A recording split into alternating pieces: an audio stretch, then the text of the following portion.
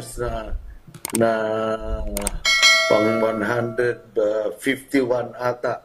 Kundi ako na, kasi sa ngayon, 154 na yung gumagamit ng punerarya de Cabanatuan.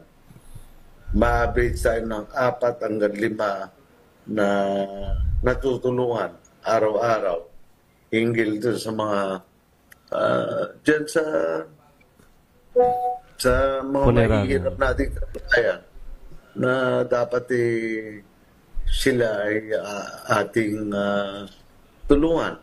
Alalayan. Kasi kahit ba 50 mil lang, ang sasabihin mo 50 mil lang ang sisingilin ng mga punerarya, paano kung ang kinikita mo lang 300 piso, 500 piso sa araw, kawawa ka naman. Hindi mo kakayanin, opo. Ay ngayon naman, yung ibang, tayo ang first LGU niyan na gumagawa niyan. Dahil alam mo kung bakit? Yung ibang LGU nakikipag tie up sa mga punerarya. Prone to corruption yun Private na punerarya po. Private na punerarya. Bakit prone to corruption? At saka very suspicious POJ. Kung pwedeng pag-usapan dyan 70-30. ito for you, ito ang for me. Di ba? 2 for you, 1 for me.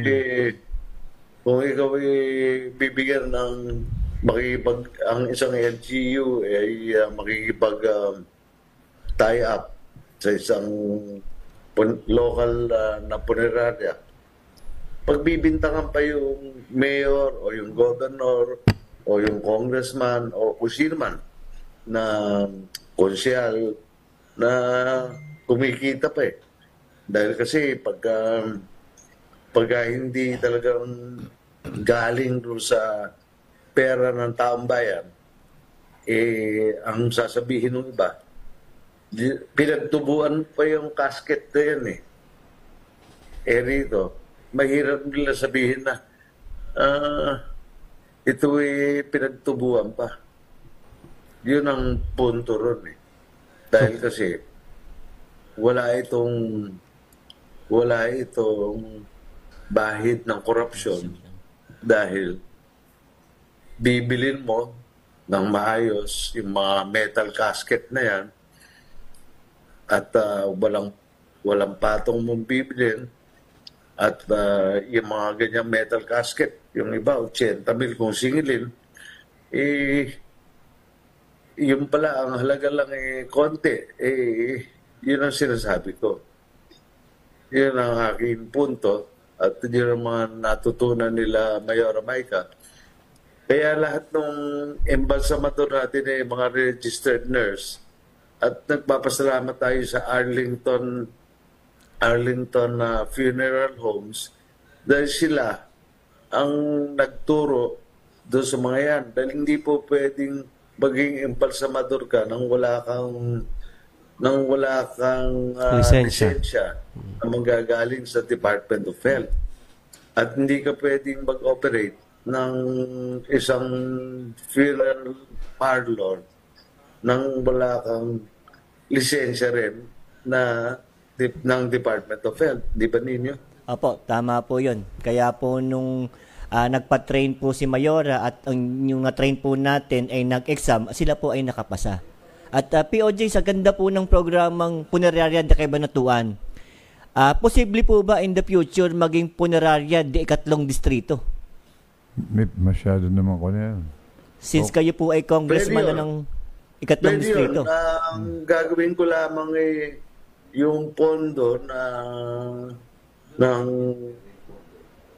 makakapagbigay ako ng pondo sa yung serbisyo dyan sa Cabanatuan, yung malapit dyan, mga tiga Santa Rosa, tiga Natividad, kahit tiga Kapaldon sila, kung kakailanganin nila, at hirap na hirap, tiga abong-abong sila, pwede sila ron pagtapos, ano ba naman masama na mag-donate ako ng mga karo. Di ba? Tama po. Opo. Pwede. Hindi, tsaka pwede rin Para sa bawat di ba? hindi nagastos ng kabanatuan yun. Yung mga karo na yan, yung mga ambulansya na yan, direktamente na magagamit ng taong bayan ng Bungabong, ng Santa Rosa, ng Palayan, ng Natividad, ng Laur at Gabaldon at pakikinabangan nila. Tama po, POJ, dahil karamihan po ng hospital ay nandito sa lungsod ng Cabanatuan. At meron Yes. po tayong mga pasyente na nawalan ng buhay Dito sa na mga inaabutan. hospital. O, dito po inabutan sa lungsod ng Cabanatuan. So, napakalaking tulong po talaga kung yung pong mai-extend natin yung programang Punitad di Cabanatuan sa ikatlong distrito. At sigurado po, napakarami po ang makikinabang. Abe, Kaya sigurado. iniisip natin mabuti yan at ang nag-umpisa niyan si Ria. Good morning, Kapitan Jay Banson. Naglakad kayo kanina at mainam yung naglalakad kayo nila Kapitan Renz at ng iba pa nating kapitan dahil kasi health is wealth.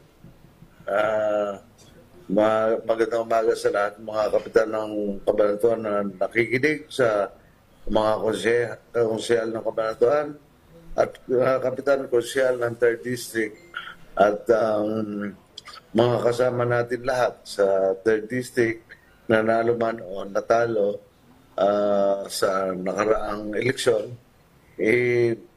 Ang sasabihin ko lang napakasimple. Nandito pa ako. Nandito si Jay. Umiibig sa'yo.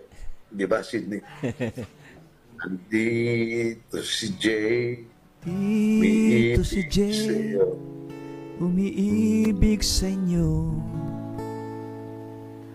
Oh, ganito ka lala pa.